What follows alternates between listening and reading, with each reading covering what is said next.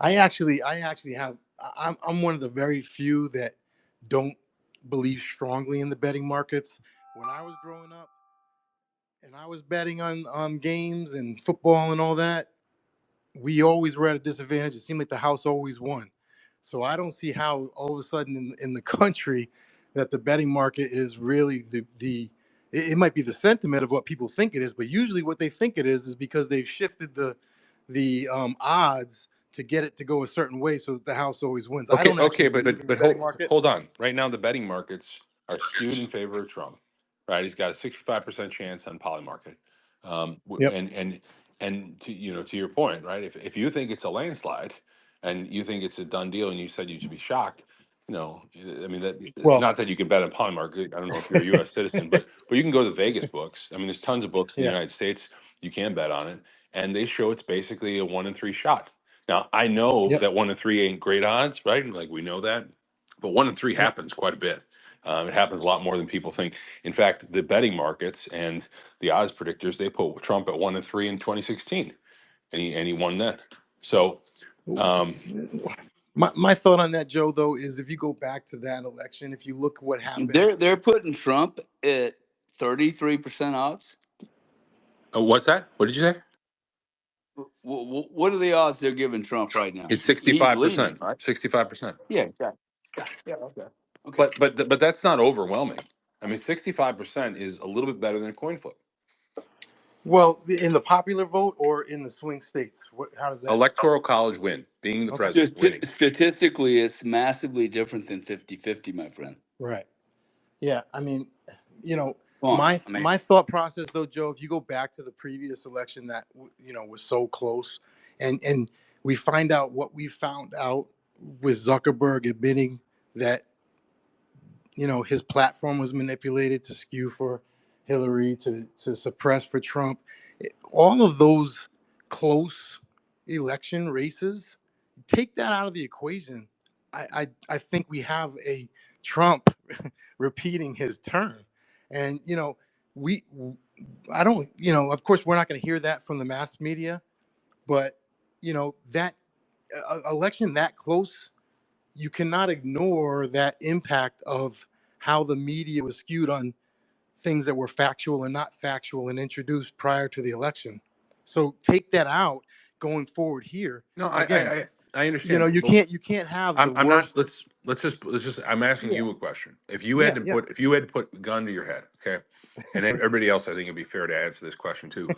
If you have a gun to your head, and I say, give me the probability in percentage terms that Trump is going to win, are you going to say 99%?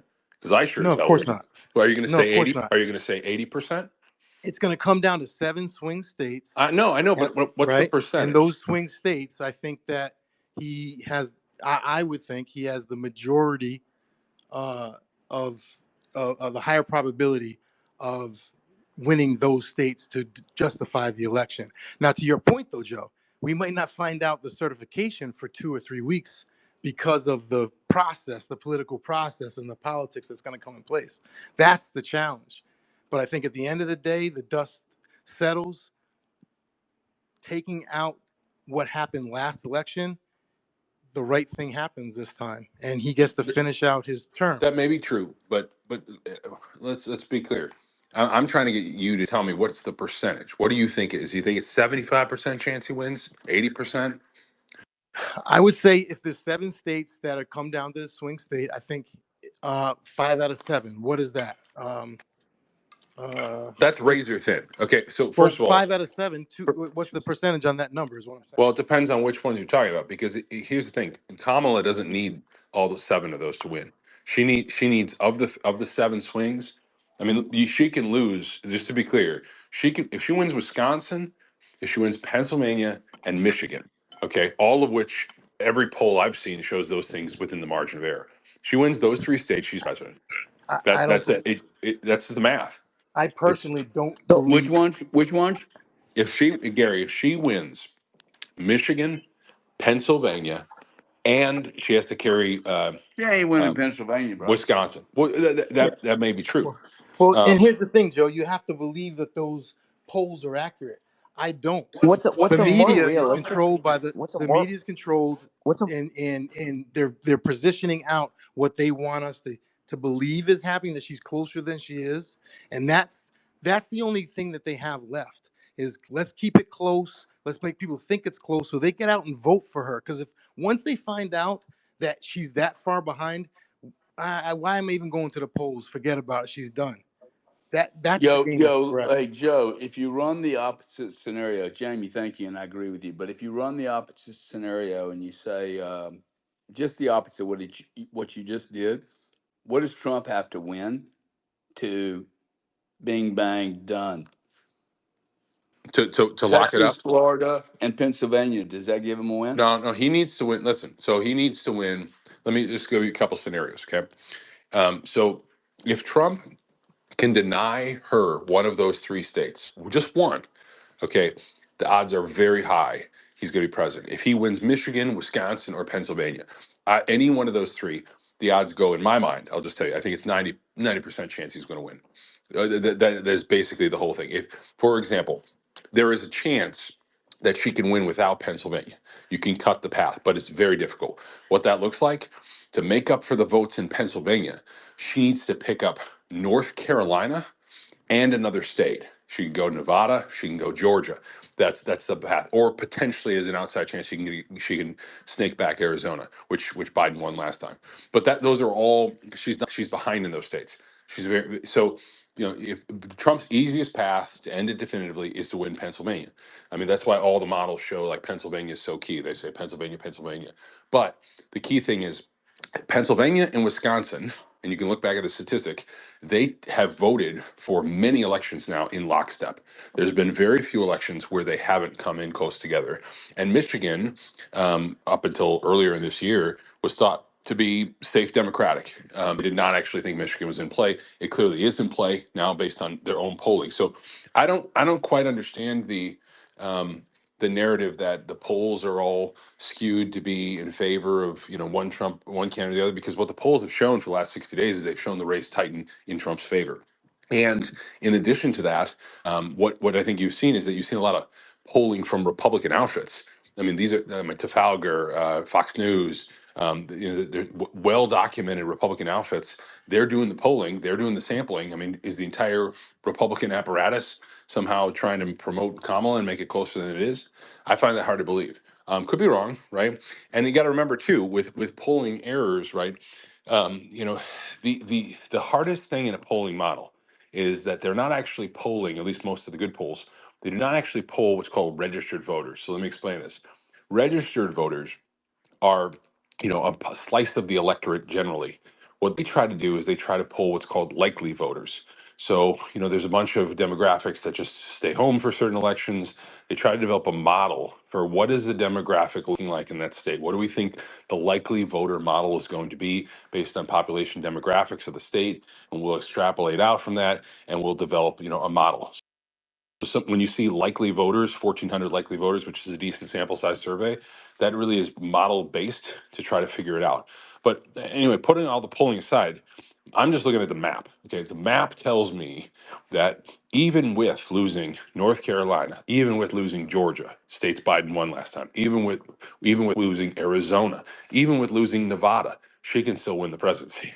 And anybody who thinks that is not a really close election, I think it is.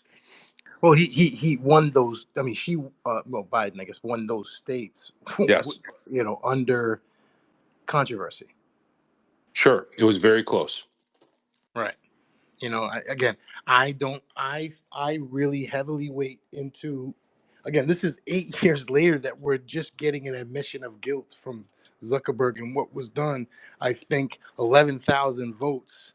Yeah, Given, I mean, you know. Joe, I think that's a good point Jamie's making. Is that what if the friction is now clearly Google's not reducing its brakes, but what if just Facebook alone were to stop everything they did last time, which seemed like quite a bit? Doesn't that parlay less friction to the candidacy? I mean, I think we're fighting an uphill battle, right? If all that stops, if the gravity stops or even lessens, that's got to be good. Yeah, listen, I think that there are many tailwinds in favor of Trump currently for a variety of different reasons, even things like inflation and the high cost of living. I think a lot of stuff favors him. It's traditionally hard for any incumbent president to I that's mean, based. are you a pure, hey, you produce too much money and the world inflates, or are you like me and you're more of a, hey, most of this inflation is supply shock driven, political intervention, and if they just stay out of it, everything calms down. Yeah, I tend to be We more favorable to that idea, and I've said this for years. I think that the unique supply chain bottlenecks after COVID were felt for about 2 years. Plus, you had a war, right? And a war in Russia and Ukraine drove up the price of commodities. But I think that it's like pouring gasoline on a fire is how I look at it. When you print trillions of dollars in the form of government borrowing on the fiscal side and hand everybody checks, including people like my firm got a PPP loan. We didn't lay off a single employee. I didn't get them, but other people in my family got stimmy checks, right? And they none of those people like, even missed a day of work.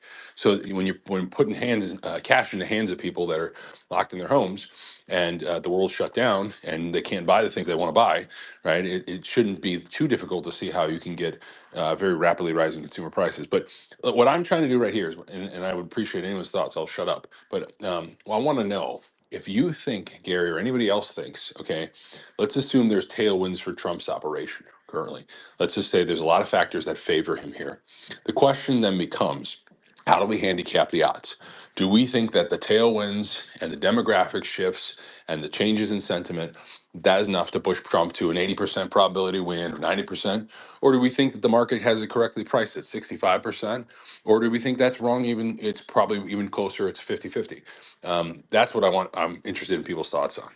Hey Joe, can I ask you a question? Sure. Um, Specifically speaking, say for example, if the odds were correct, like based on the betting markets and stuff, what happens if at one point Trump does win, and like we all think he's going to, and Kamala fails to certify that vote, and she stays in power, and is effectively president for a while. Now, isn't that a possibility we should be more concerned about? I don't think there's any probability of her being president unless Biden resigning, right? Then she would obviously, be president at that point. Is that what you're referring to? Yeah, yeah, but I mean, she pulled off a coup anyways in the first place. So if she fails to certify, or if she fails to agree to the fact that the vote is in favor of Trump, and then doesn't actually do that properly, then you still don't have Trump coming into office, even though he won yet. You know? Okay, so I remember looking at this very closely when some people were suggesting that Mike Pence do this. And in the event that my personal belief, okay, in the event that Mike Pence would have failed to certify what the duly elected electors were trying to vote for because of the quote unquote steal, what would happen? You would have had litigation. It would have ended at the Supreme Court, and they would have entered an injunction to force Mike Pence to certify the results. So if Kamala were unwilling to certify the election results, I think it would end up in front of a judge very quickly on an expedited track because it has serious national security and national importance issues.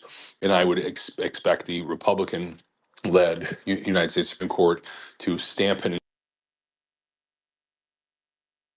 sorry, I was going to wrap up. I was going to say, I got a call. I would say that I would expect the Republican Supreme Court to stamp an injunction ordering her to certify it quicker than they could print the piece of paper.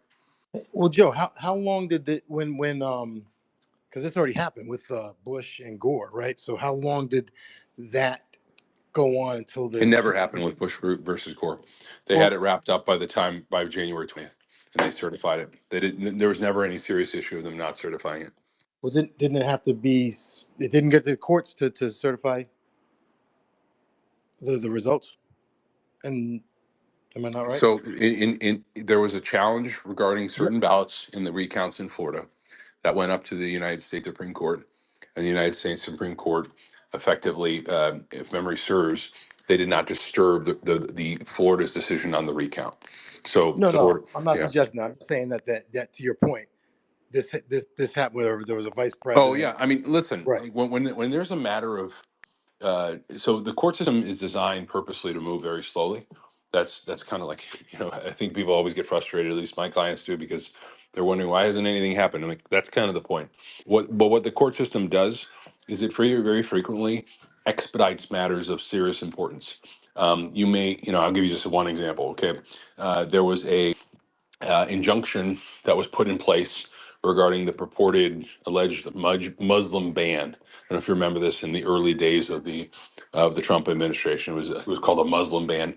A judge literally put an injunction on that order within virtually 72 hours after it was first purportedly enforced.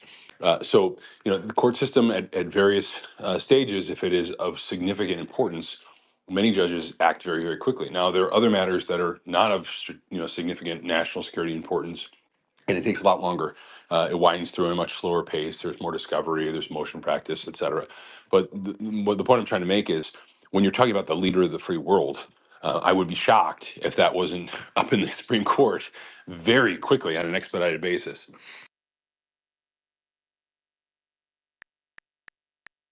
Either way, my percentage of Trump winning is like 70%. Since you Yeah, asked me no, before. that's really helpful. I mean, so that you're more bullish than the current pricing in the market. And I'm not saying there's a right answer, guys. Like, I don't purport to know. My gut tells me that I think that personally, I think 65 35 is pretty spot on. I think that's a really good handicap based on all the information we know. Now, just because somebody's 65% favorite doesn't mean that the underdog can't win. And that's the biggest thing I think people need to take away. The 35% happens quite a bit. Happens one out of every three times. I'll tell you what, I really fear for, that's when I fear for this country, is if after this whole thing and after what happened the last time and how this whole thing planned out, if this thing really trying to kill him, everything that's been going through, if for some reason he is not, if he's denied this opportunity to govern the country again after everything, the narrative is just, you couldn't write a book about it. It's incredible. I think his supporters are so um they believe they're tied in. They are, forget the independents. Obviously the Democrats side are never gonna believe anything that's good about him. But I think the core supporters and the people on the fence are really gonna feel like, wow, there's something going on. Something was taken from us again. I That's when I would be really concerned about the safety of how people will react, because I think they'll feel like something was stolen. Hey, Joe, you were talking about the poly Hey, market. hey, hey, Thomas. Sorry to interrupt you, but Anthony has had his hand up, so I want to give him a shot, and then we'll go to you. Yeah, Joe, thanks for cutting me in. I'm rarely in disagreement with Joe, and I do believe also that, come November 5th, midnight, people are going to be going to sleep and they're not going to know anything. And then 10 o'clock rolls around, they're going to tell us 2 more hours, 2 more hours. People are going to be on the edge of their seat for days, if not weeks. I mean, I think someone mentioned earlier Florida. There was a time, I don't know, maybe in the late 90s or maybe 2000, something around there, where it took these guys 30 days to 2000, one the state 2000 election. out. One state. I mean, there's going to be more than one state close. And, 65%, that's people throwing money on it. I do believe that it's going to be a lot closer than people think. And I know, Gary can't see it that way. He said, I can't see it where it's close. But it's totally possible. So Joe's just trying to say chaos isn't priced into the market, if you will. And that's something that people should take into consideration. I'm hoping that it's the most embarrassing uh, presidential showing in history. Like, I'm talking, I want to see her get less than 33 million votes. I mean, I know I'm just pulling these numbers out of my ass, but that's what I would love to see. So Joe's right. It could be a lot closer than people want it to be. And I do think days, if not weeks, is possible. But we pray for the best. Jamie, you're also right when you say he's got a clean house. If this guy goes in there and doesn't clean house, he's making a very big mistake. But you have to realize, when he first got in 2016, he didn't know what he didn't know. He's hip to the game now. He knows what he can get away with. He knows who to talk to. I mean, Gary said the team he built around him is ridiculous. Whoever's betting against these guys, you're a fool. And people are going to vote with their pocketbooks. That's a fact. No matter what kind of car you drive, where your kids go to school, people are going to put their wallets before anything else. So it is what it is. And the Latin vote, just so you guys know, Zuckerberg showed us everything we need to know. the Latin vote is as strong as you guys could imagine. I don't know where you guys are. I'm in New York. It's real. I mean, Dominican women, they're whether they Dude, got do kids. you think we can swing New York? I think we could swing New Gary, York and Gary, California. I think New York, New Jersey, these are in play. Biden got 5 million votes. Trump got 3 million. You're telling me 2 million more people are going to vote for this bag of wind over this guy? I mean, No way, man. I don't believe it either. I think it's fucking close, man. Close. Record turnout for sure. So whatever. You Well, guys stay well. All right. God bless. Anthony, Yeah, thank you for being here, buddy. Stay cool. Anthony, the good point about what you're saying is he's made all the right promises, and we're gonna sit back and we're gonna watch. Is he gonna release the Jeffrey Epstein list? Is he gonna release JFK? He's gonna Jamie, follow through. let him get in there. We all know what he No, no, told. no. I'm not questioning him. I'm not questioning. What I'm saying is he's promised the right things. So now let's give him a chance to follow through and do it. He didn't do the whole JFK file last time, right? So okay, cool, no problem. You didn't realize there was some other people you were trying to protect, and there's a machine there. I get it. Here's your chance now. You're not trying to worry about re-election. This is your last go. Get in there, drop it all, clear out the people who are going to cause a problem for the next election, and let's give him the opportunity, the benefit of the doubt to do it. He can go down in history So as one of the best presidents in history if he accomplished that. So I'm with you because on the other side of it, we're not even being promised that Harris is going to do anything that's going to yeah, significantly so, change. so Jamie, So there's nothing there. question for you, and I think everybody needs to answer this on both sides. Honestly, if you wake up and on Wednesday morning next week, you read on New York Times or Wall Street Journal, Kamala Harris elected president. Is there any way in your mind you accept that without thinking it was a stolen election? I knew where you were headed, Joe, an hour ago. And I'm like, okay, I'm not going to bring it up, but let's go there. Uh, well, how much information do we have? Because right now, like, um, how much information do we have at the time? I mean, do we have information that suggests that there is vast cheating going on, or is Let's just everything pretend there's like a little bit of cheating. copacetic? Let's say we got Yeah. information about a little bit of cheating, a few counties and precincts. Yeah. I mean, how about Virginia alone, Joe? I mean, what's going on with that? The governor's coming out talking about the DOJ is stopping them from verifying that people are non-citizens or not. I mean, what is that? Like, how do we even account for that? Well, look, I mean, I don't discount that in most elections there's all sorts of cheating and irregularity. I mean, lived in Chicago. I was polling place administrator. I saw this. Okay, I'll just tell you the reality is the question is always, is there sufficient and widespread enough cheating to flip the balance? That's always the question.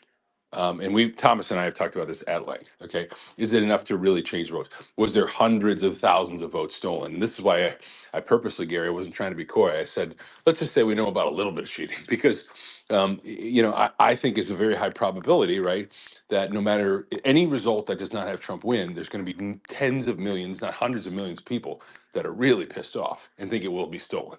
And that's just my read. I could be wrong in that, but I think we saw that last time, and I would Would, expect would, that to would you happen would again. you think that way? What? Well, again, Let's you know speak for me. yourself though, because you're going to vote for Trump. You know me. If I was thinking it through, like I want to look at the evidence. I want to look at the actual Yeah. data. Okay. Now, I'll just tell you my view, and at the risk of being skewered by you guys, I think that there was probably irregularities in certain states in 2020. Most certainly. Whether it was enough to flip the balance of those states, I'm highly skeptical, and there's reasons why, and I don't want to relitigate 2020. But I think overall, okay, if you would have